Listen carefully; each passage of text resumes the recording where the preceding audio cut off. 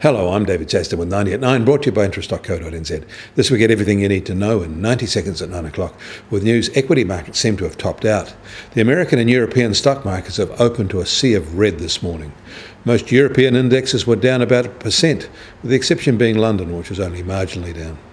Wall Street indexes are down less in late trade, but don't look like turning higher today.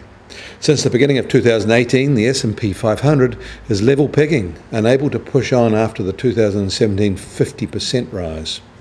Locally, the NZX bucks the trend and has added almost 7% in 2018 after adding 22% last year.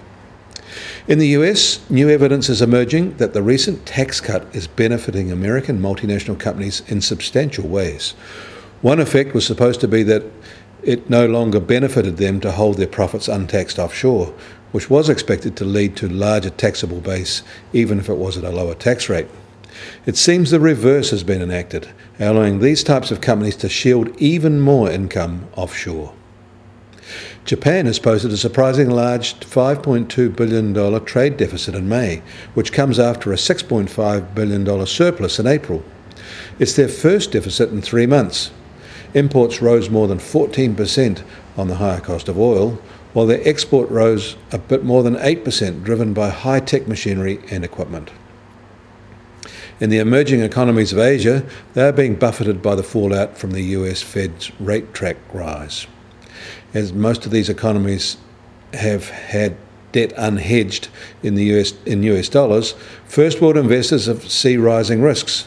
New data shows that these funds withdrew almost $20 billion from countries ranging from India to the Philippines so far this year, and the pace is accelerating. Local central banks are finding they need to respond by raising their policy interest rates to arrest the outflows and avoid a South American-type crisis. But the result will see a sharp slowing in the expansion of these emerging economies.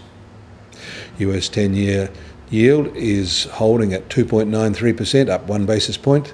The Chinese 10-year is at 3.65%, that's unchanged, while the New Zealand equivalent is now at 2.92%, that's down 2 basis points.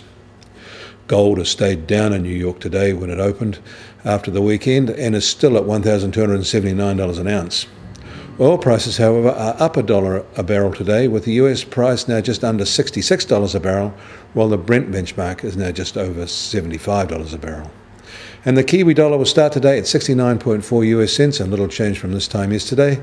On the cross rates, we're a little firmer at 93.4 Aussie cents and 59.7 euro cents.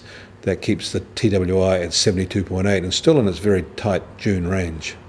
I'm David Chaston. That was 90 at 9, brought to you by interest.co.nz.